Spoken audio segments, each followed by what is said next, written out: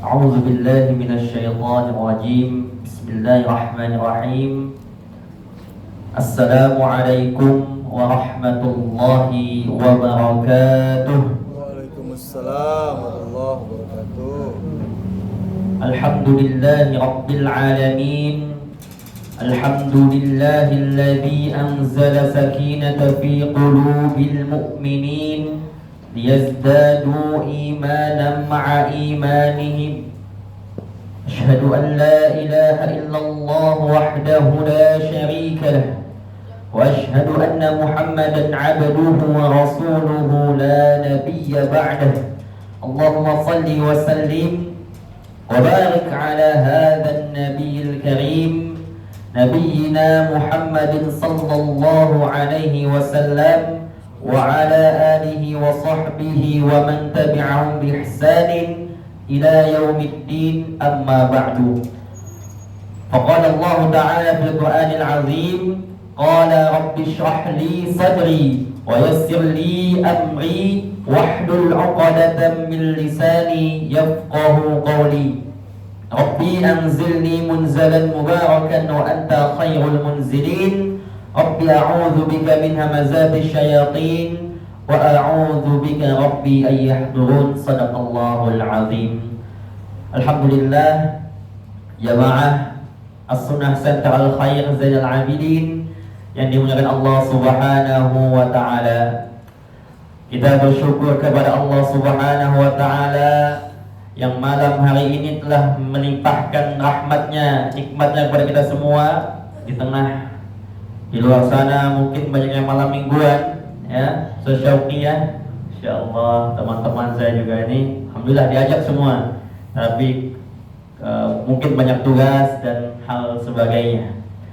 Alhamdulillah kita Allah berikan kesempatan untuk melangkahkan kakinya ke tempat yang kita sama-sama cintai karena Allah ini. Mudah-mudahan ini semua menjadi bukti kaki yang kita langkahkan ke sini nanti kelak kita langkahkan juga ke surganya Allah Subhanahu wa Ta'ala. Amin ya rabbal alamin.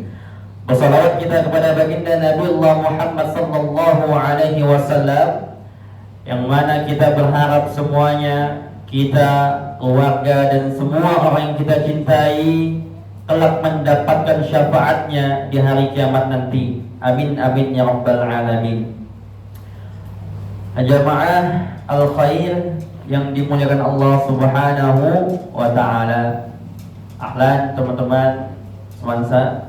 Bismillah.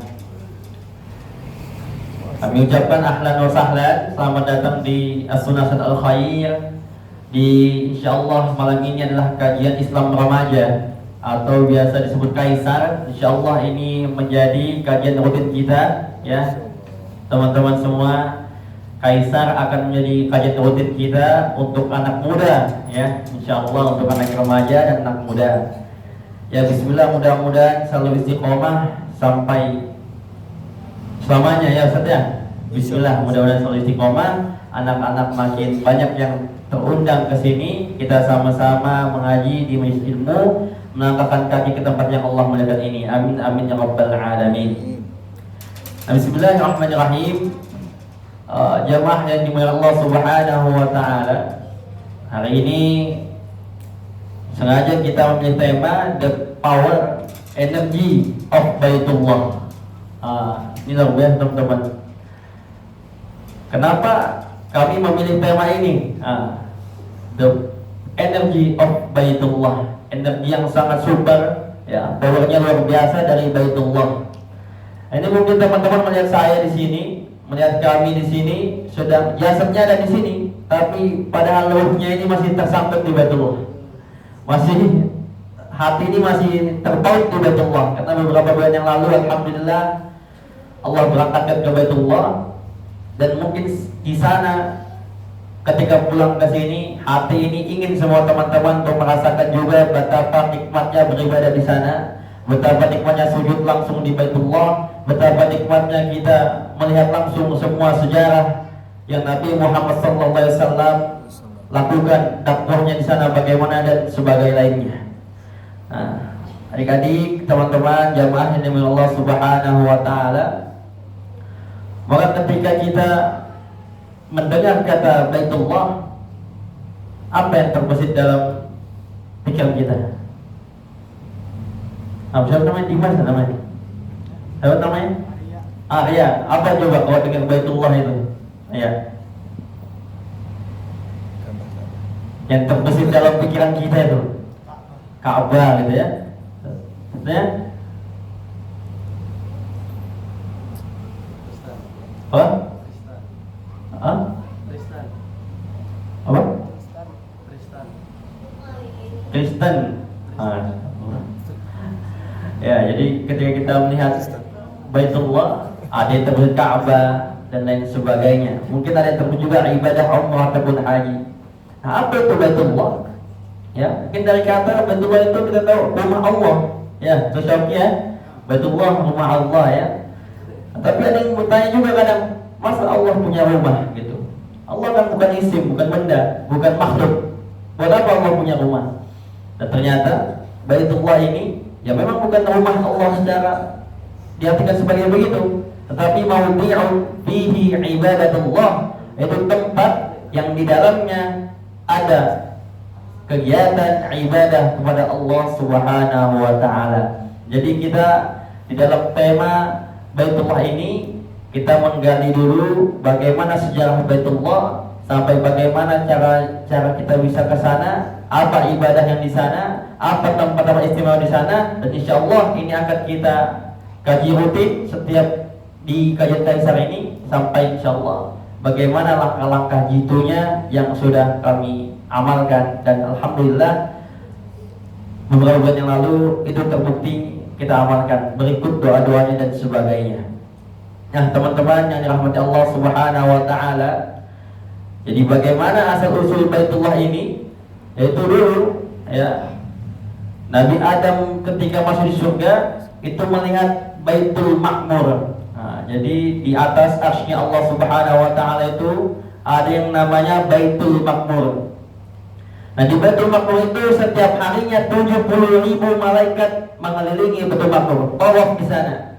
Nah maka ketika itu Nabi Adam melihat Baitul Ma'mur, berkata kepada Allah Subhanahu wa taala, ya Allah, betapa indahnya Baitul Ma'mur ini. Nah kemudian Nabi Adam ketika berada di bumi, di dunia, Nabi Adamnya rindu sama Baitul Ma'mur.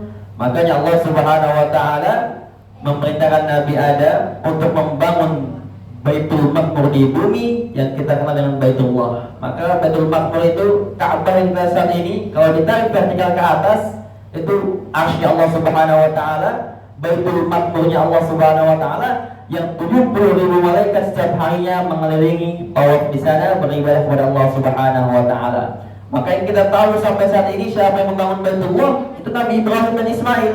Padahal bukan.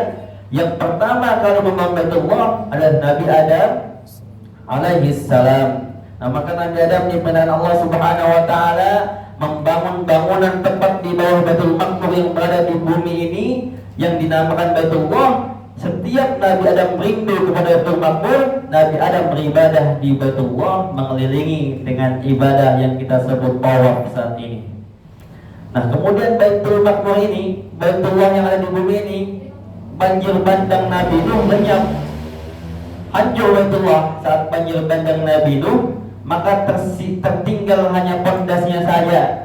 Nah, kemudian dari itu ketika zaman Nabi Ibrahim dan Ismail, makanya turun ayat wa id yarfa'u Ibrahimul qawa'ida minal baiti wa Ismail. Nah, itu dalam surah Al-Baqarah ya, di ayat 127. Dan ingatlah ketika Nabi Ibrahim meninggikan pondasi Baitullah bersama Ismail.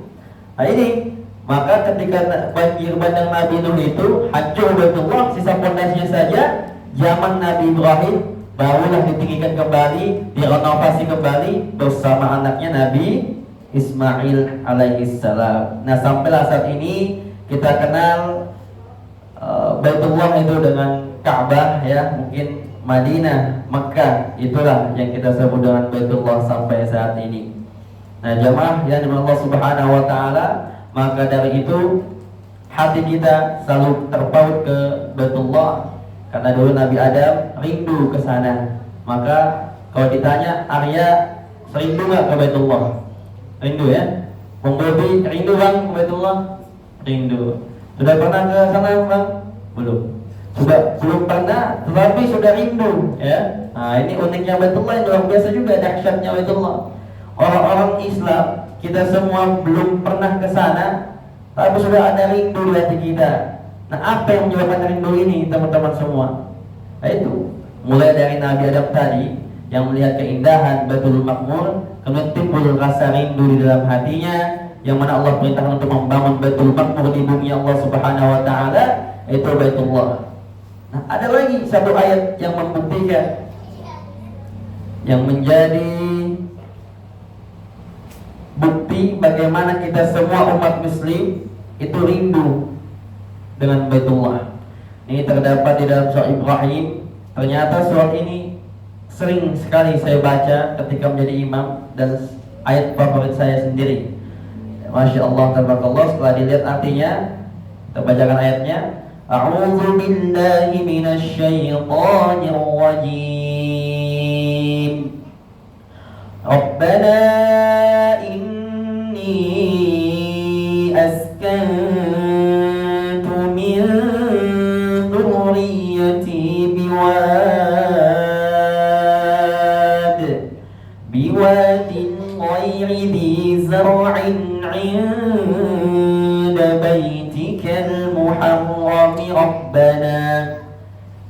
Rabbana inni askantu min dhurriyyati, ya Tuhan, sesungguhnya kata Nabi Ibrahim, Tuhan telah menempatkan sebagian keturunanku di lembah yang tidak mempunyai tanam-tanaman di dekat rumah ini, yaitu Baitullah, inda baitikal muharram, ya, itu di dekat rumahnya Allah Subhanahu wa taala, Baitullah. Nah, maka di lanjutan ayatnya, Rabbana liyuqimus shalah, ya Tuhan, agar demikian ini, agar mereka melaksanakan sholat di sini. Maksudnya di mana? Di Baitullah. Maka sampai saat ini kita lihat tidak ada orang yang stop sholat di sana. Faj'al af'idatan minan nas,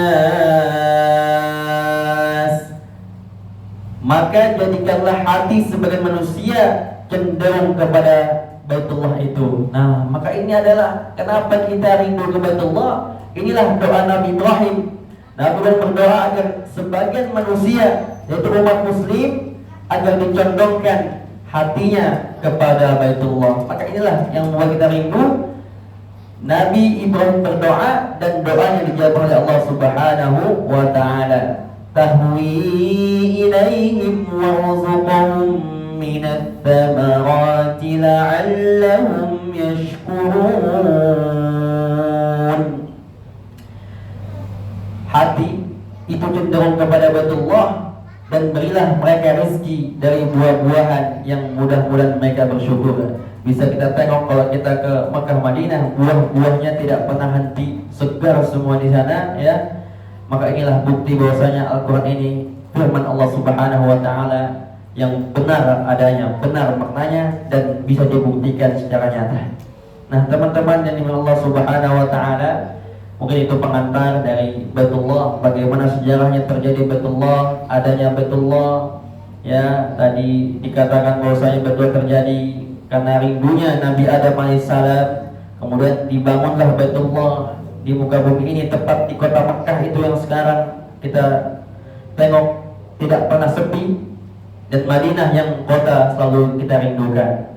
Nah, teman-teman yang dimiliki Allah Subhanahu wa taala, ada lagi kita bisa membahas satu ayat di dalam Al-Quran, surah Ali Imran ayat 96.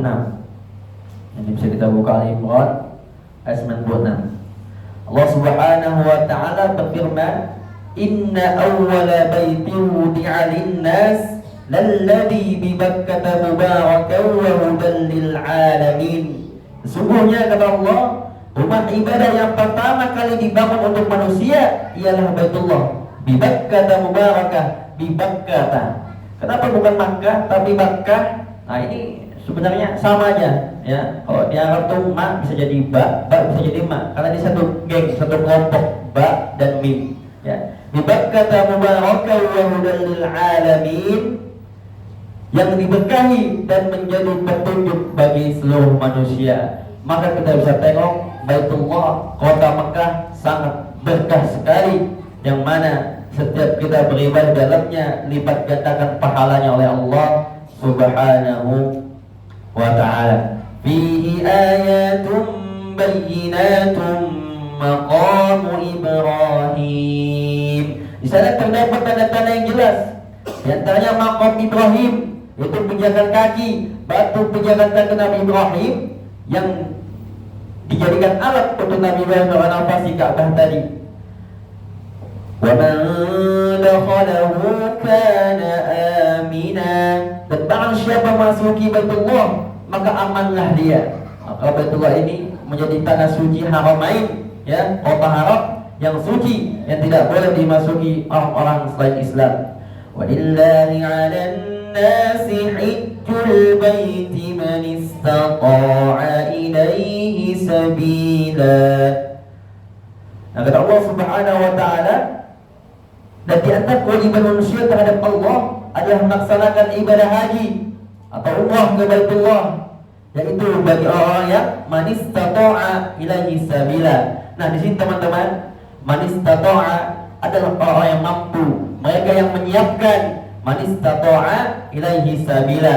Nah, di sini bisa kita bahas yang mampu ternyata bukanlah orang yang banyak hartanya, bukanlah orang yang banyak uangnya, tetapi mereka yang menyiapkan. Karena di sini artinya menyiapkan. Man istata'a, menyiapkan jalan untuk ke sana. Dan apa yang bisa kita siapkan untuk ke sana? Nah, ini yang bisa kita siapkan adalah nabung, ya. Nabung, ya. Nah, tapi apakah nabungnya harus selalu tentang uang? Nabung harta? Ternyata enggak. Setelah kita belajar kepada guru-guru saya, semuanya yang udah pernah ke sana, ternyata mereka hampir semuanya enggak nabung pakai uang ke Baitullah, gratis semuanya. Kita belajar kepada mereka, bagaimana bisa? Ternyata kita bisa ke sana nabung dengan harta, bisa.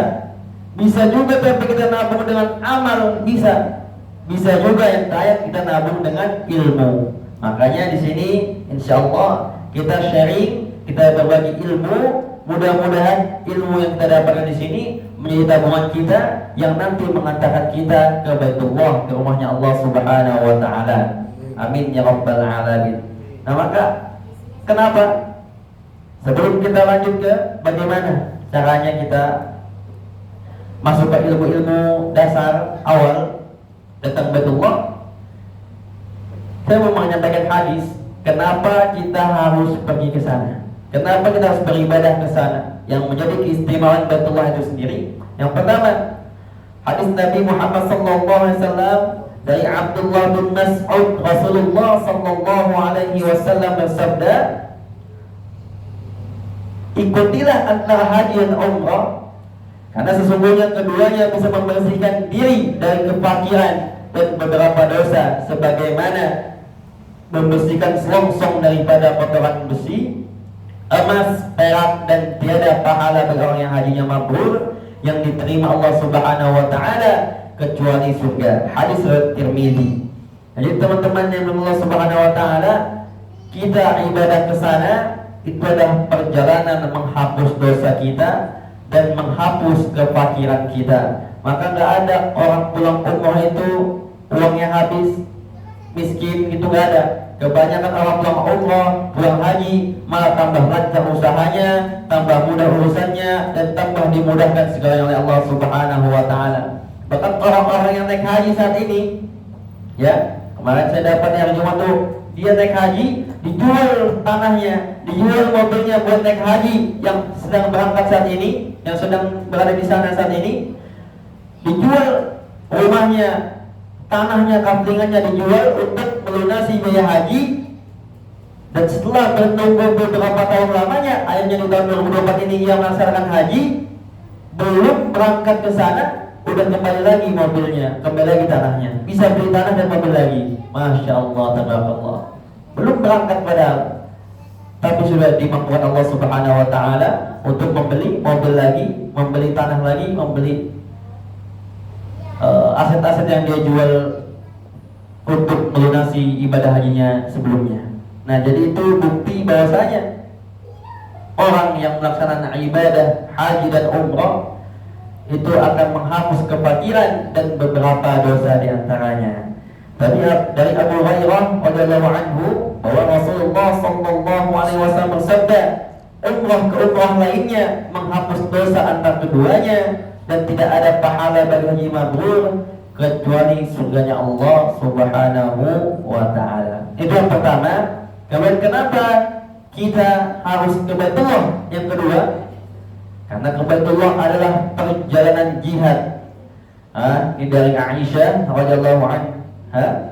Aku berkata, wahai Rasulullah, apakah perempuan wajib berjihad? Rasul menjawab, ya, jihad tanpa ada peperangan di dalamnya, yaitu haji dan umrah. Riwayat Ibnu Majah dari kitab Bukhari. Nah, jadi untuk perempuan, adik-adik soleha yang perempuan bisa berjihad dengan Allah Subhanahu wa taala. Kalau yang laki-laki jelas jihadnya dengan perang, mencari nafkah dan sebagainya. Tetapi jihadnya perempuan adalah haji dan umrah yang mabrur. Mudah-mudahan kita dimudahkan untuk melaksanakannya. Amin ya rabbal alamin.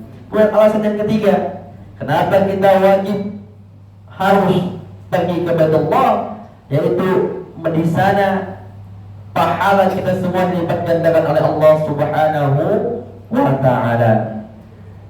Dari bapaknya Abdullah bin Buaidah, Rasulullah bersabda, pembelanjaan dalam ibadah haji sebagaimana pembelanjaan di dalam fisabilillah dengan 700 lipatan.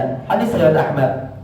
Di hadis lainnya Nabi bersabda, salat di masjidku, maksudnya Masjid Nabawi, lebih utama daripada salat 1000 kali di masjid lainnya selain Masjidil Haram. Dan salat di Masjidil Haram lebih utama daripada 100.000 kali salat di masjid lainnya. Nah, bisa dikalikan saja. Misal kita sehari salat, satu kali salat aja kita dapat 100.000 pahala dibanding kita salat di sini ya, di Masjidil Haram itu. Kalikan saja sehari kita sholat 5 kali, berarti 100.000 kali 5, 500.000. Itu buat satu hari kita sholat di sana. Belum kalau kita umrah tuh biasanya seminggu paling cepat, bahkan biasanya ada 15 hari sampai arba'in dan sebagainya. Kalikan saja berapa ratus ribu, bahkan berapa juta pahala kita. Kalau dibagi lagi dengan hari, dengan umur kita, itu seperti kita satu kali kita sholat di sana, hitungannya seperti kita sholat 9 tahun lamanya. Masya Allah, tabaraka rahman. Itu alasan yang ketiga, karena dilipat gandakan pahala oleh Allah Subhanahu wa taala. Kemudian alasan yang keempat, kenapa kita harus ke sana? Yaitu untuk menjadi tamu kehormatan dan dikabulkannya setiap permintaan kita oleh Allah Subhanahu wa taala.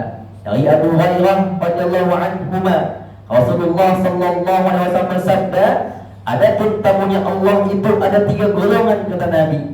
Yang pertama orang yang pergi perang, yang kedua orang yang pergi haji, orang yang melakukan ibadah haji, dan yang ketiga orang yang pergi untuk melakukan perjalanan umrah. Hadis riwayat Nasa'i. Nah, maka teman-teman yang dimuliakan Allah Subhanahu wa taala, orang-orang yang berangkat ke Baitullah itu dikatakan duyuf rahman, tamunya Allah Subhanahu wa taala. Yang mana ketika kita menjadi tamunya Allah Subhanahu wa taala, pastilah Allah berikan apapun yang kita mau. Apapun doa yang kita panjatkan di sana, astajibu lakum, Allah akan mengabulkan semuanya. Ujibu da'watad da'i idza da'an, ya, berdoa kepada Allah, maka akan Allah kabulkan doa-doa kita itu semuanya. Nah, kemudian kita lanjut bagaimana agar kita bisa berangkat ke sana. Ini sebenarnya pembahasannya bisa lebih khusus lagi, tetapi kita ringkas dengan poin-poin yang ada. Yang pertama, kalau kita mau ke sana ya, yang pertama niat tulus karena Allah Subhanahu wa taala, ingin ibadah, ingin sujud langsung, ingin bertemu makam Rasulullah sallallahu alaihi wasallam, ingin menghapuskan dosa-dosa kita, ingin berjihad dengan Allah Subhanahu wa taala, ingin menjadi tamu kehormatannya Allah, ingin dikabulkan doa-doa kita kepada Allah, ingin mendapat ampunannya Allah Subhanahu wa taala. Niatkan itu semua untuk mendekatkan diri kita kepada Allah Subhanahu wa taala. Kemudian setelah niat ini yang paling penting adalah berdoa kepada Allah Subhanahu wa Ta'ala. Banyak-banyak kita doa kepada Allah Subhanahu wa Ta'ala, karena kata Nabi, senjata kita ini umat muslim adalah doa. Tidak ada yang dapat mengubah takdir kecuali doa. Maka banyak-banyaklah kita berdoa kepada Allah Subhanahu wa Ta'ala. Dan doa ini yang paling penting, menjadi senjata kita semua. Kemudian berusaha. Nah, tadi berusaha dengan apa? Kalau tidak bisa nabung dengan harta, kita tabung dengan amal. Kita mau ke Baitullah. Ke Baitullah itu kita memakmurkan masjidnya Allah Subhanahu wa Ta'ala, memakmurkan Masjid Haram dan Masjid Nabawi. Maka kita mulai memakmurkan masjid dulu dari masjid-masjid terdekat rumah kita. Bagaimana hubungan kita dengan masjid di depan rumah kita, dengan masjid sekitar rumah kita? Sudahkah kita memakmurkan masjidnya dengan sholat 5 waktu? Sudahkah kita memakmurkan masjid di sekitar rumah kita dengan ikut kajiannya, ikut majelis di dalamnya?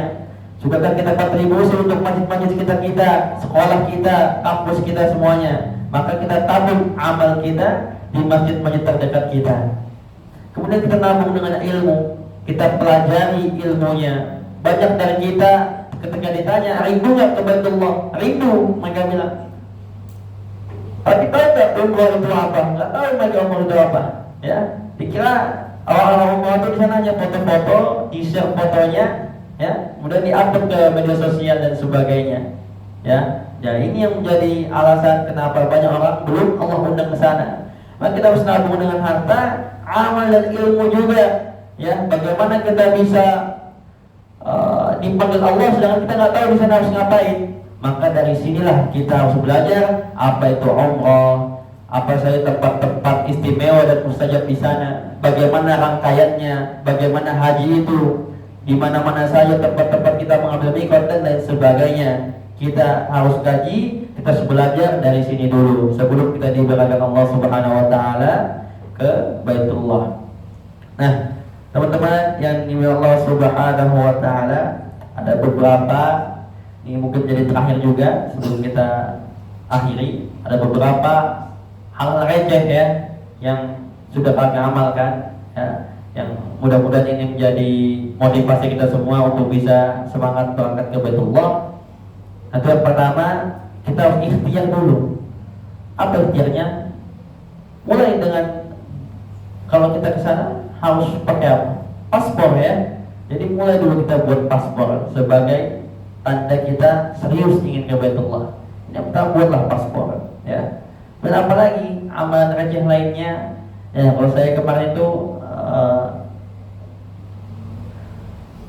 mengkoleksi foto-foto Ka'bah dan Nabawi. Ya, jadi kita koleksi di HP, kita jadikan wallpaper di HP, kita jadikan wallpaper di laptop, kita pajang di dinding. Jadi setiap bangun tidur melihat ada Baitullah di depan kamar, berdoa kita di sana, ya Allah, mudah-mudahan aku bisa melangkahkan kaki ke sana, sujud langsung di depan Baitullah, memohon langsung ampunan kepadamu di sana. Dan alhamdulillah, ya, awalnya dari memajang foto wallpaper, awalnya dari berandai-andai saja, kemudian bisa sampai langsung mengecup Ka'bahnya Allah Subhanahu wa Ta'ala. Kemudian selanjutnya bisa kita dengan banyak-banyak men-share di sosial media syiar Baitullah. Apapun yang kita tahu tentang Baitullah, postingan Baitullah kita simpan di media sosial, kita sebarkan ke keluarga kita, dan kita doakan orang-orang terdekat kita, orang-orang yang mau ke sana,